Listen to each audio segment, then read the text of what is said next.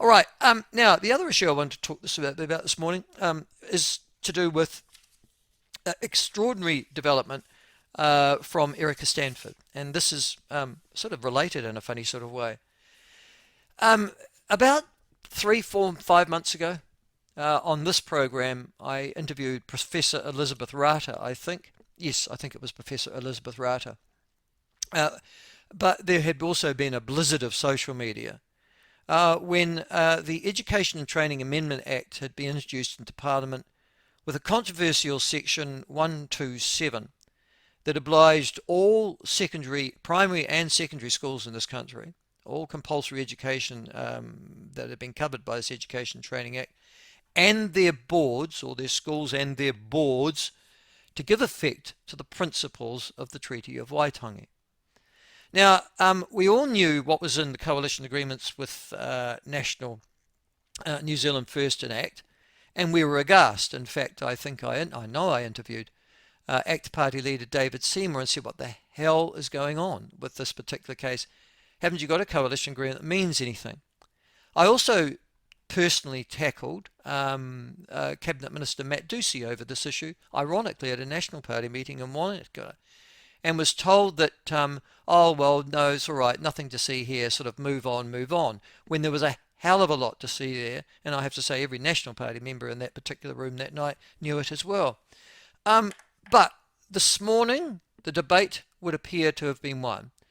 And Erica Stanford, the Minister of Education, has announced that the offending clause in section 127 of the amendment bill will be removed, I think this week, when the bill comes back into the House during the committee stages of the House sitting.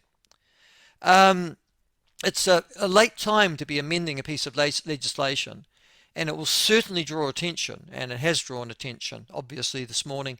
And when that particular piece of legislation gets expunged from the legislative record, and thank God for that. It was originally introduced by the Labour Party about 3, 4, 5 years ago, and it looked like it was going to stay. It essentially meant that every school in this country had to implement their own version, and you can just imagine the schmozzle across over 3,000 schools and training institutes in this country, etc. They had their own version or their own interpretation of what the Treaty of Waitangi meant. Now, for some schools, that meant a compulsory karakia. This is what it meant. Before every lesson, for God's sake. Before every lesson, a compulsory karakia. And others, it meant introducing as many Maori words to the science curriculum as was possible. And others, it meant a whole series of, show and tell or performative theatrics that actually took away from learning in particular schools. And at others, it elevated particular ethnic groups and gave them an enhanced status in the school over any other ethnic group that just happened to be in the playground. And all of those manifestations have been reported throughout New Zealand by literally thousands and tens of thousands of parents who have said, what the hell is going on here? Am I living in New Zealand, or am I living in some sort of cultural dictatorship? Well, here's the answer to that question today. Clearly, Erica Stanford lost her argument with the Ally Act and New Zealand First parties. If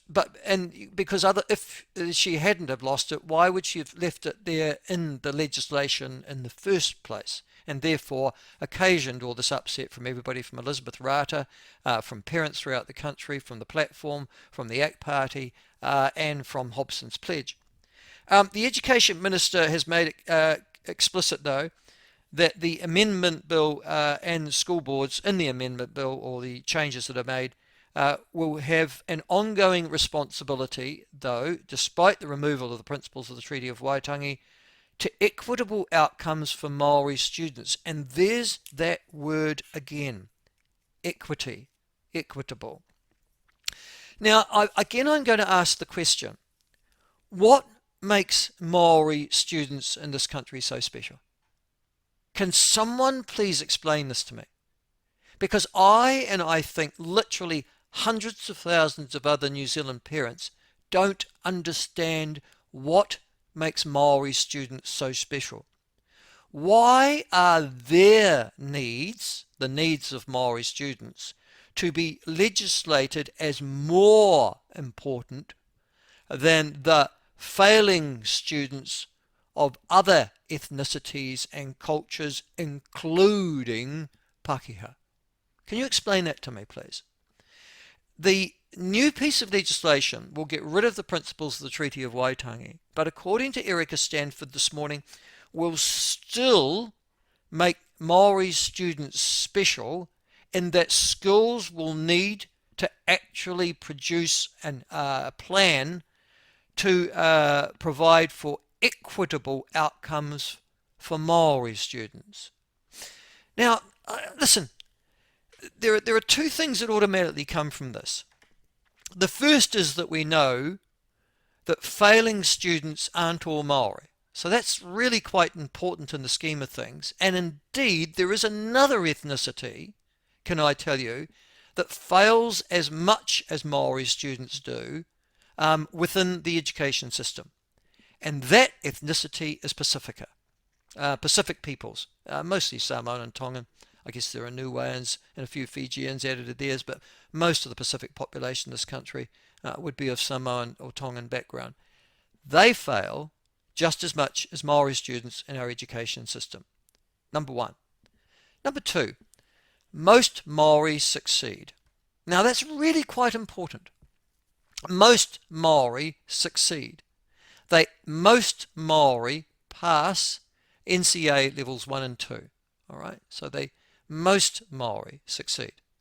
Now, and the question you would have to say is, all right, given that, is Maori-ness the problem, or is there something else that's at fault here? And we all know what that is. It's the elephant in the room, and it's the elephant in the classroom, and it's the elephant in the ministerial room, one would assume, of Education Minister Erica Stanford as well. The elephant in the room is parents. And it doesn't matter, and the other elephant in the room might be something like neurodiversity. A child's got ADD, ADHD, autism, isn't dyslexia, which large numbers of European students have just quietly as well. There might be a whole series of reasons, from parental and family background to learning difficulties that children have. And I've got to tell you, they are not concentrated in just one ethnicity. There are piss poor parents and family backgrounds, not just in Maori society, but across Pacifica society, good God, and Pākehā society. I've met so many of them over the years. And I guess to a lesser extent, you'd have to say, looking at educational achievements amongst Asian folk. Equally, when we come to learning difficulties, from ADD, ADHD, as I said, autism, to dyslexia, to specific issues that affect learning in the classroom. Again, we're colourblind there. Kids of all ethnicities have exposure to those unfortunate, if you like, genetic inheritances that hinder them from effectively learning and succeeding in the education system. And yet here we are, being told as a sort of a sop by Erica Stanford this morning, oh, well, it's okay, we're getting rid of the principles of the Treaty of Waitangi, but I want to ensure, in fact, I think she said the words were equitable outcomes from Maori tamariki. That's what she said. That was again you go, why is one ethnicity in this country so singled out and advantaged by a compulsory education system, when surely success and failure, the ability to learn or to achieve and underachieve, are determined by a whole range of background issues and personal issues, and particularly teaching qualities, irrespective of the colour of your skin or the ethnicity of your culture. Surely that's the case. But yet again, that word equity, it is the word that is killing this country, and it means, I guess, that a teacher, and you watch, You watch. A teacher or a school will say, listen, we've got to concentrate on the Maori kids, yeah, because we have to ensure that there are equitable outcomes for the Maori tamariki under our care. Yeah. Let's get all the failing Maori children or the children who are behind, yeah, and let's give them extra teaching and education and tuition. Yeah. That should be able to then address that need for an equitable outcome for Maori students. Yeah, yeah. Okay, let's go. That's exactly what's going to happen. Meanwhile, the Pacific Island kids, the Pākehā kids, the Asian kid, the kid of Middle Eastern or Indian background, well, don't need to worry about them because there isn't a legislative requirement to actually achieve equity for underachieving children, just for Maori students. Wrong, wrong, wrong, wrong, wrong. And Erica Stanfield, if you're expecting me to come out and congratulate you this morning, I still don't understand why you still separate a group of kids in this country and say they are more special and more deserving of attention and more deserving of the evening of the odds than any other group of students in New Zealand. I'm still waiting for your justification, Minister. You're welcome on this show anytime. You've declined numerous interviews to appear with me on this show. You used to appear before you became Minister of Education, but strangely enough, have you been captured and taken over by the educational bureaucrats in Wellington? Is that the story? Because today's decision makes no equitable sense at all.